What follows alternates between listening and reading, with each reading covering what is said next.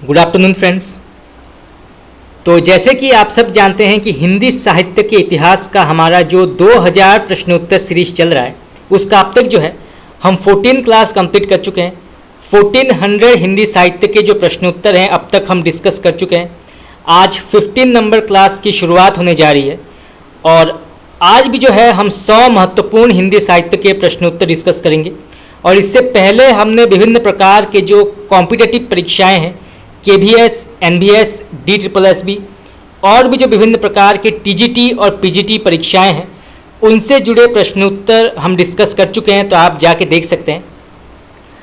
तो चलिए शुरू करते हैं आज का क्लास। पहला सवाल, भक्तिकाल को जातीय और जनवादी आंदोलन किसने कहा है? बहुत ही महत्वपूर्ण प्रश्न है, कई बार परीक्षा में पूछा गया है। तो भक्तिकाल को जातीय और जनवादी आंदोलन किसने कहा है? तो इसका सही उत्तर होगा आपका option number A, doctor Ramvilas Sharma. तो डॉक्टर रामविलास शर्मा ने जो है भक्तिकाल को जातीय और जनवादी आंदोलन कहा है। तो इसको आप नोट कर सकते हैं, परीक्षा में पूछा जा सकता है। चलिए आगे बढ़ते हैं। भक्तिकाल को धार्मिक नवोन्मेष का काल किसने कहा है? तो भक्तिकाल को धार्मिक नवोन्मेष का काल किसने कहा है? तो ये कहा है राजनाथ शर्मा ने। तो इसको आप नोट कर लीजिए, परीक्षा में पूछा जा सकता है। चलिए आगे बढ़ते हैं। हंसावली रचना का आधार क्या है? तो हंसावली रचना का आधार क्या है? तो इसका सही उत्तर होगा आपका विक्रम बेताल और इसके लेखक हैं असाइथ। तो दो प्रकार के प्रश्न जो हैं यहाँ से पूछे जा सकते हैं।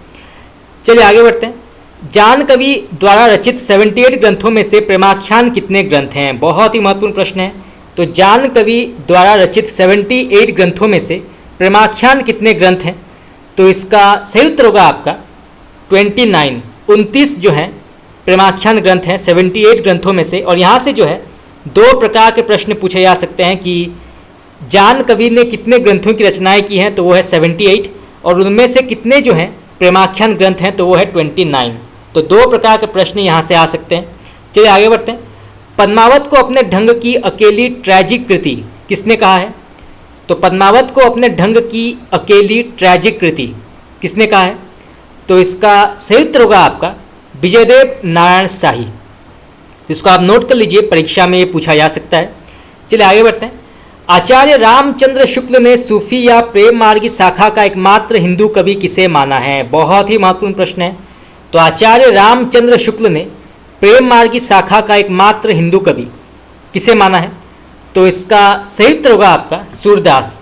तो सूरदास नाम के एक पंजाबी कवि थे जिसको आचार्य रामचंद्र शुक्ल ने प्रेम मार्गी शाखा का एकमात्र हिंदू कवि माना है। तो इसको आप नोट कर सकते हैं, परीक्षा में पूछा जा सकता है। चलिए आगे बढ़ते हैं। निर्गुण भक्ति का आदि स्रोत कौन सा है? तो निर्गुण भक्ति का आदि स्रोत कौन सा है? तो इसका सही उत्तर होगा आपका श्वेताश्वेतर उपनिषद। चलिए आगे बढ़ते हैं। कबीर को रेडिकल सुधारक किसने कहा है? तो कबीरदास को रेडिकल सुधारक किसने कहा है? तो इसका सही उत्तर होगा आपका डॉक्टर बच्चन सिंह ने। तो इसको आप नोट कर सकते हैं, परीक्षा में पूछा जा सकता है। चलिए आगे बढ़ते हैं। कबीरदास को भाषा का तानाशाह किसने कहा है? तो कबीरदास को भाषा का तानाशाह किसने कहा है? तो इसका सही उत्तर होगा आपका हजारी बाबा। मलिक मोहम्मद जायसी ने अपनी किस रचना में बाबर की प्रशंसा की है? बहुत ही महत्वपूर्ण प्रश्न है, कई बार परीक्षा में पूछा गया है। तो जायसी ने अपनी किस रचना में बाबर की प्रशंसा की है? तो इसका सही उत्तर होगा आपका आखिरी कलाम। तो आखिरी कलाम के अलावा पद्मावत और अखरावट ये दो भी जो है बहुत ही महत्वपूर्ण जायसी की रचनाएं हैं। तो इसको आप नोट कर सकते हैं। चलिए आगे बढ़ते हैं। आचार्य रामचंद्र शुक्ल ने सूफी पद्धति का अंतिम ग्रंथ किसे माना है? तो आचार्य रामचंद्र शुक्ल ने सूफी पद्धति का अंतिम ग्रंथ किसे माना है? तो इसका सही उत्तर होगा आपका इंद्रावती। आचार्य रामचंद्र शुक्ल ने भक्तिकाल का वेद वाक्य किस रचना को कहा है? तो आचार्य रामचंद्र शुक्ल ने भक्तिकाल का वेद वाक्य किस रचना को कहा है? तो इसका सही उत्तर होगा आपका पद्मावत। तो इसको आप नोट कर सकते हैं, परीक्षा में ये पूछा जा सकता है। चलिए आगे बढ़ते हैं। सूफियों में एकमात्र कवयित्री कौन है? तो सूफियों में एकमात्र कवयित्री कौन है? तो इसका सही उत्तर होगा आपका राबिया। तो राबिया जो हैं ये सूफियों में एकमात्र कवियत्री हैं, तो इसको आप नोट कर सकते हैं। चलिए आगे बढ़ते हैं। चित्ररेखा लघु प्रेमाख्यान किसकी कृति है? तो चित्ररेखा लघु प्रेमाख्यान किसकी कृति है? तो इसका सही उत्तर होगा आपका जायसी। और यहाँ से जो है यह भी प्रश्न पूछा जा सकता है कि चित्ररेखा किस प्रकार की कृति मानी जाती है? तो ये जो है लघु प्रेमाख्यान के अंतर्गत आता है, तो इसको आप नोट कर सकते हैं, परीक्षा में पूछा जा सकता है। चलिए आगे बढ़ते हैं। भक्तिकाल के निर्गुण काव्य धारा में संत काव्य एवं सूफी काव्य का नामकरण किसने किया था? बहुत ही महत्वपूर्ण प्रश्न है। तो भक्तिकाल के निर्गुण काव्य धारा में संत काव्य एवं सूफी काव्य का नामकरण किसने किया था? तो इसका सही उत्तर होगा आपका डॉक्टर रामकुमार वर्मा ने। डॉक्टर रामकुमार वर्मा ने हिंदी साहित्य का आलोचनात्मक इतिहास लिखा था, बहुत ही प्रसिद्ध इतिहास ग्रंथ है। तो इन्होंने जो है भक्तिकाल के निर्गुण काव्य धारा में संत काव्य एवं सूफी काव्य का नामकरण किया है। चलिए आगे बढ़ते हैं। जायसी की रचनाओं में कौन सा रहस्यवाद दिखाई देता है? तो जायसी की रचनाओं में कौन सा रहस्यवाद दिखाई देता है? तो इसका सही उत्तर होगा आपका भावात्मक। तो इसको आप नोट कर सकते हैं, परीक्षा में पूछा जा सकता है, भावात्मक। चलिए आगे बढ़ते हैं। भक्तिकाल को अचानक बिजली की चमक के समान फैल जाने वाला साहित्य किसने कहा है? ये प्रश्न भी कई बार परीक्षा में पूछा गया है। तो भक्तिकाल को अचानक बिजली की चमक के समान फैल जाने वाला साहित्य किसने कहा है? तो इसका सही उत्तर होगा आपका जॉर्ज ग्रियर्सन। तो इसको आप नोट कर सकते हैं, परीक्षा में ये पूछा जा सकता है। चलिए आगे बढ़ते हैं। दिव्य प्रबंधम रचना का संकलन किसने किया है? तो दिव्य प्रबंधम रचना का संकलन किसने किया है? तो इसका सही उत्तर होगा आपका मुनि रंगनाथ। चलिए आगे बढ़ते हैं। भक्ति साहित्य को अरबों की देन किसने माना है? तो भक्ति साहित्य को अरबों की देन किसने माना है? तो इसका सही उत्तर होगा आपका डॉक्टर ताराचंद। इसको आप नोट कर लीजिए, परीक्षा में पूछा जा सकता है। चलिए आगे बढ़ते हैं।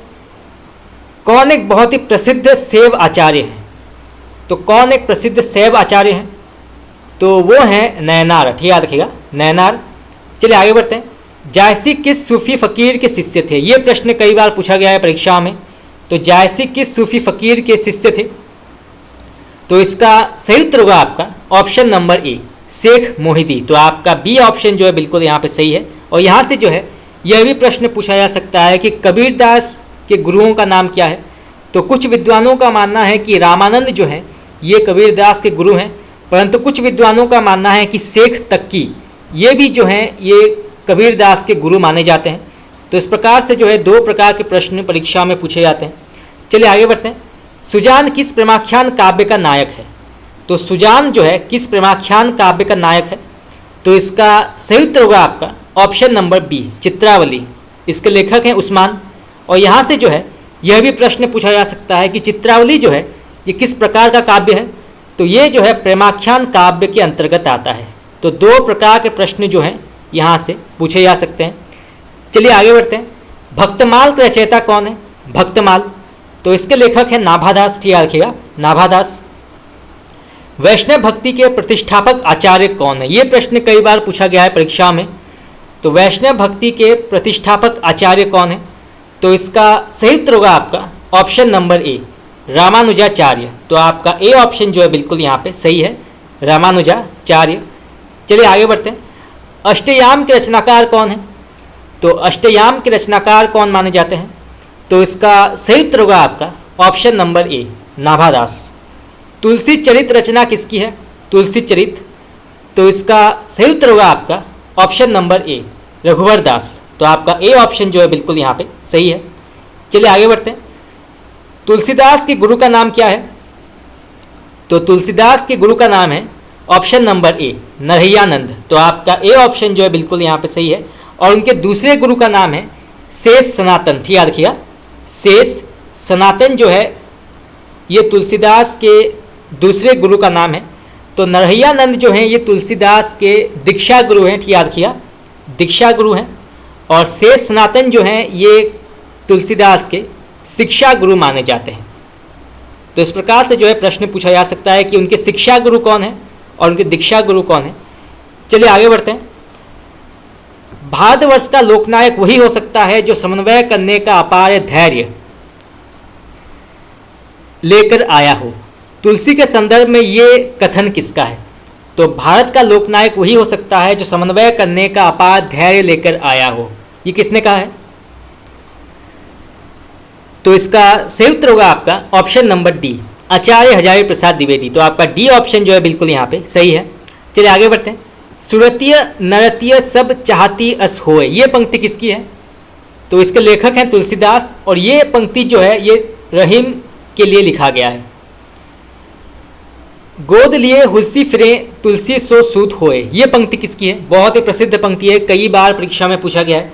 तो गोद लिए हुलसी फिरे तुलसी सो सूत होए, ये पंक्ति किसने लिखा है? तो इसके लेखक हैं रहीम, और ये जो पंक्ति है ये तुलसीदास के ऊपर आधारित है। तो दो प्रकार के प्रश्न जो हैं यहाँ से पूछे जा सकते हैं। चलिए आगे बढ़ते हैं। आदि कवि किसे कहा जाता है? आदि कवि, तो आदि कवि की उपाधि प्राप्त है वाल्मीकि को, ठीक याद रखिएगा, वाल्मीकि। अपभ्रंश का वाल्मीकि किसे कहा जाता है? तो अपभ्रंश का वाल्मीकि कहा जाता है स्वयंभू को, ठीक याद रखिएगा, स्वयंभू। अभिनव जयदेव उपनाम किसे प्राप्त है? तो अभिनव जयदेव ये किसका उपनाम है? तो इसका सही उत्तर होगा आपका विद्यापति। हिंदी का प्रथम कवि का सम्मान किसे प्राप्त है? तो हिंदी का प्रथम कवि किसे कहा जाता है? तो ये कहा जाता है सरहपा को, ठीक याद रखिएगा, सरहपा। परंतु कुछ विद्वानों का मानना है कि स्वयंभू जो हैं ये भी हिंदी के प्रथम कवि माने जाते हैं। तो इस प्रश्न को लेकर कई विद्वानों का आपस में मतभेद रहा है। चलिए आगे बढ़ते हैं। प्रथम सूफी कवि कौन है? तो प्रथम सूफी कवि हैं असाइद, ठीक याद रखिएगा, असाइद। जड़िया कवि की उपाधि किसे प्राप्त है? जड़िया कवि, तो ये कहा जाता है नंददास को, ठीक याद रखिएगा, नंददास। वात्सल्य रस सम्राट ये उपाधि किसे प्राप्त है? तो वात्सल्य रस सम्राट ये किसे कहा जाता है? तो ये कहा जाता है सूरदास को, ठीक याद रखिएगा, सूरदास। हिंदी का जातीय कवि ये उपाधि किसे प्राप्त है? हिंदी का जातीय कवि, तो ये कहा जाता है तुलसीदास को, ठीक याद रखिएगा, तुलसीदास। कठिन काव्य का प्रेत ये किसे कहा जाता है? तो कठिन काव्य का प्रेत कहा जाता है केशव दास को, और ये कहा था आचार्य रामचंद्र शुक्ल ने। तो दो प्रकार के प्रश्न जो हैं यहाँ से पूछे जा सकते हैं। चलिए आगे बढ़ते हैं। पुराने पंथ का पथिक ये किसे कहा जाता है? तो पुराने पंथ का पथिक ये कहा जाता है मतीराम को, ठीक याद रखिएगा, मतीराम। प्रेम की पीर का कवि ये सम्मान किसे प्राप्त है? तो प्रेम की पीर का कवि ये कहा जाता है घनानंद को, ठीक याद रखिएगा, घनानंद। हिंदी नवजागरण का अग्रदूत ये सम्मान किसे प्राप्त है? तो हिंदी नवजागरण का अग्रदूत ये कहा जाता है भारतेंदु को, ठीक याद रखिएगा, भारतेंदु हरिश्चंद्र। हिंदी साहित्य में आधुनिकता के जन्मदाता ये किसे कहा जाता है? तो हिंदी साहित्य में आधुनिकता के जन्मदाता ये कहा जाता है भारतेंदु हरिश्चंद्र को। नियम नारायण शर्मा ये कहा जाता है महावीर प्रसाद द्विवेदी को। कल्लू अलहित ये किसे कहा जाता है? तो ये कहा जाता है महावीर प्रसाद द्विवेदी को। कवि सम्राट की उपाधि किसे प्राप्त है? कवि सम्राट, तो ये कहा जाता है अयोध्या सिंह उपाध्याय हरिओद को, ठीक याद रखिएगा, अयोध्या सिंह उपाध्याय हरिओद। राष्ट्र कवि की उपाधि किसे प्राप्त है? ये प्रश्न कई बार पूछा गया है परीक्षा में। तो राष्ट्र कवि की उपाधि प्राप्त है मैथिली शरण गुप्त को। और किसने जो है स्वयं को महज डिप्टी राष्ट्र कवि कहा था? तो वो है रामधारी सिंह दिनकर। तो दो प्रकार के प्रश्न जो हैं यहाँ से पूछे जा सकते हैं कि हिंदी के राष्ट्र कवि कौन है? तो मैथिली शरण गुप्त। और स्वयं को किसने महज डिप्टी राष्ट्र कवि कहा है? तो वो है रामधारी सिंह दिनकर। तो दो प्रकार के प्रश्न जो हैं पूछे जा सकते हैं। चलिए आगे बढ़ते हैं। आधुनिक कविता के सुमेरु ये किसे कहा जाता है? तो आधुनिक कविता के सुमेरु ये कहा जाता है जयशंकर प्रसाद को, ठीक याद रखिएगा, जयशंकर प्रसाद। कठिन गद्य का प्रेत ये उपाधि किसे प्राप्त है? तो कठिन गद्य का प्रेत कहा जाता है अज्ञ को, ठीक याद रखिएगा, अज्ञ। कवियों का कवि ये प्रश्न कई बार पूछा गया है परीक्षा में कि कवियों का कवि किसे कहा जाता है हिंदी साहित्य में? तो वो है शमशेर बहादुर सिंह, ठीक याद रखिएगा, शमशेर बहादुर सिंह। चलिए आगे बढ़ते हैं। बुंदेलखंड का चंद्रवरदाई ये सम्मान किसे प्राप्त है? तो बुंदेलखंड का चंद्रवरदाई ये कहा जाता है वृंदावन लाल वर्मा को। मुनिमार्ग के हिमायती ये किसे कहा जाता है? तो मुनिमार्ग के हिमायती कहा जाता है आचार्य रामचंद्र शुक्ल को। स्वच्छतावादी आलोचक ये सम्मान किसे प्राप्त है? तो स्वच्छतावादी आलोचक ये कहा जाता है नंद दुलारे वाजपेयी को। रसवादी आलोचक ये किसे कहा जाता है? तो रसवादी आलोचक कहा जाता है डॉक्टर नगेंद्र को। मैथिल कोकिल, ये प्रश्न भी कई बार पूछा गया है परीक्षा में कि मैथिल कोकिल की उपाधि किसे प्राप्त है? तो ये कहा जाता है विद्यापति को। ठीक याद रखिएगा, विद्यापति। हिंदुस्तान की तूती, ये सम्मान किसे प्राप्त है? हिंदुस्तान की तूती, तो ये कहा जाता है अमीर खुसरो को। पुष्टि मार्ग का जहाज, ये किसे कहा जाता है? तो पुष्टि मार्ग का जहाज ये कहा जाता है सूरदास को। जंबादानी का दावा रखने वाला कवि कौन है? तो वो है घनानंद। प्रकृति का सुकुमार कवि, ये प्रश्न कई बार पूछा गया है, तो ये कहा जाता है सुमित्रा नंदन पंत को। आधुनिक मीरा किसे कहा जाता है? आधुनिक मीरा, तो ये कहा जाता है महादेवी वर्मा को। ठीक याद रखिएगा, महादेवी वर्मा। एक भारतीय आत्मा, ये सम्मान किसे प्राप्त है? एक भारतीय आत्मा, तो ये कहा जाता है माखनलाल चतुर्वेदी को। इन्होंने हिम तरंगिनी और हिम किरीटिनी नाम की बहुत ही प्रसिद्ध रचनाएं लिखी हैं। तो एक भारतीय आत्मा जो है ये कहा जाता है माखनलाल चतुर्वेदी। चलिए आगे बढ़ते हैं। फैंटेसी का कवि ये किसे कहा जाता है?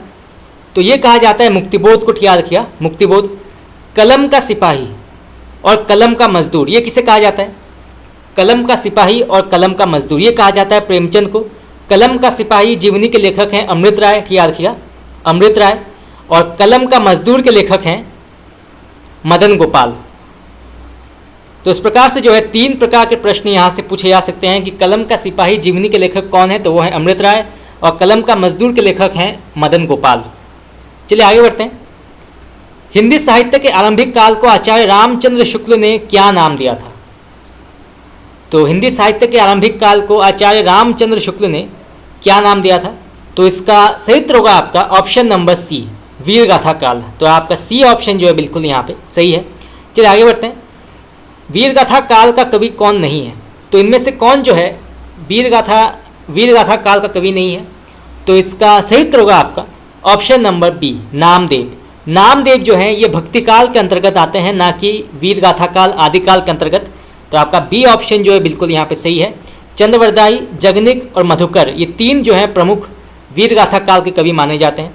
चलिए आगे बढ़ते हैं। वीरगाथा काल के सर्वश्रेष्ठ कवि कौन माने जाते हैं? तो वीरगाथा काल के सर्वश्रेष्ठ कवि कौन माने जाते हैं? तो इसका सही उत्तर होगा आपका ऑप्शन नंबर ए, चंद्रवरदाई। तो आपका ए ऑप्शन जो है बिल्कुल यहाँ पे सही है। चलिए आगे बढ़ते हैं। पृथ्वीराज रासो के रचनाकार कौन है? तो इसके लेखक हैं चंद्रवरदाई। कबीर की भाषा क्या है? तो कबीर की भाषा है सद्धुकड़ी, और उनको जो है पंचमेल खिचड़ी भी कहा जाता है। ठीक याद रखिएगा, कबीर की भाषा जो है उसको सद्धुकड़ी और पंचमेल खिचड़ी भी कहा जाता है। तो 2 नाम है कबीर की भाषा का। चलिए आगे बढ़ते हैं। कटकटान कपी कुंजर भारी, ये पंक्ति किसकी है? तो इसके लेखक हैं तुलसीदास। याद रखिएगा, तुलसीदास। आप ये पंक्ति नोट कर लीजिए, परीक्षा में पूछा जा सकता है। चलिए आगे बढ़ते हैं। नयन जो देखा कमल सा निर्मल नीर शरीर, हंसद जो देखा हंस भा दसन ज्योति नगहीर, ये पंक्ति किसकी है? किसने लिखा है ये? तो इसके लेखक हैं मलिक मोहम्मद जायसी। तो आपका सी ऑप्शन जो है बिल्कुल यहाँ पे सही है। चलिए आगे बढ़ते हैं। शिवा बावनी के रचनाकार कौन है? शिवा बावनी, तो इसके लेखक हैं भूषण कवि।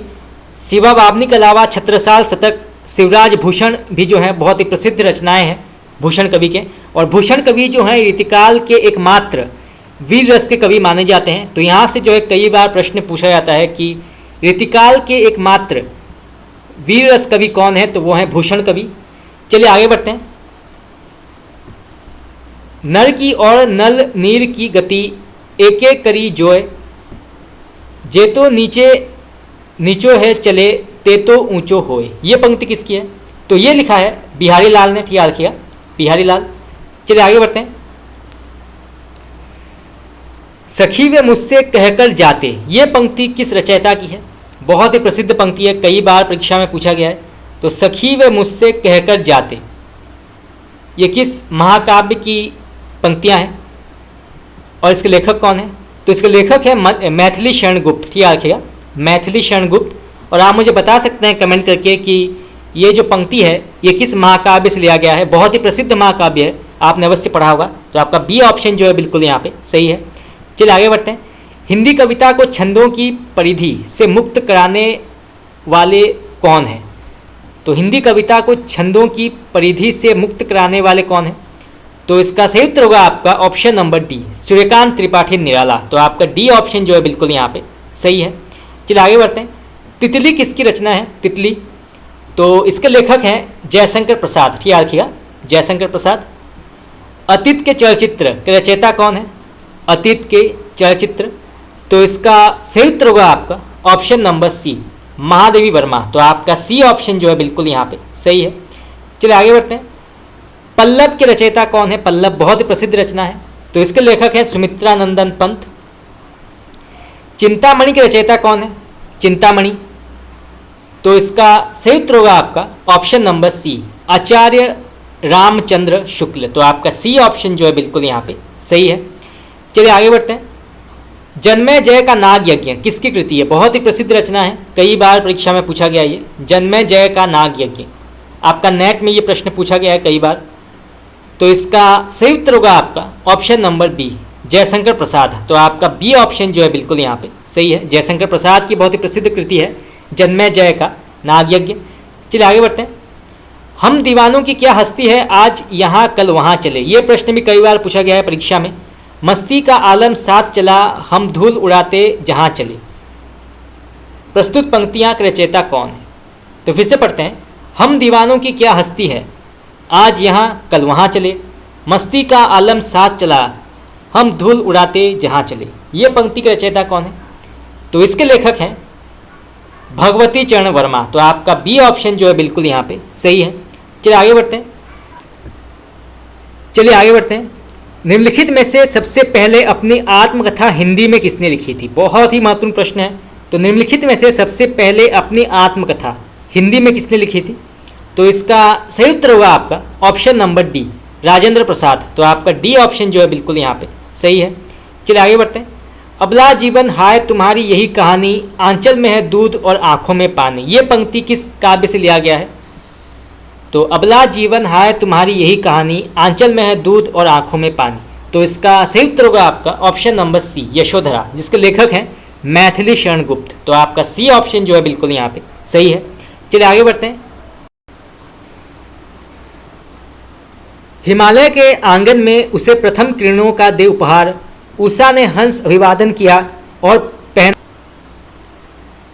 हिमालय के आंगन में उसे प्रथम किरणों का दे उपहार, उषा ने हंस अभिवादन किया और पहनाया हीरे का हार। ये पंक्ति किस रचयिता की है? तो ये लिखा है जयशंकर प्रसाद ने। तो फिर से पढ़ते हैं। हिमालय के आंगन में उसे प्रथम किरणों का दे उपहार, उषा ने हंस अभिवादन किया और पहनाया हीरे का हार। ये लिखा है जयशंकर प्रसाद ने। चलिए आगे बढ़ते हैं।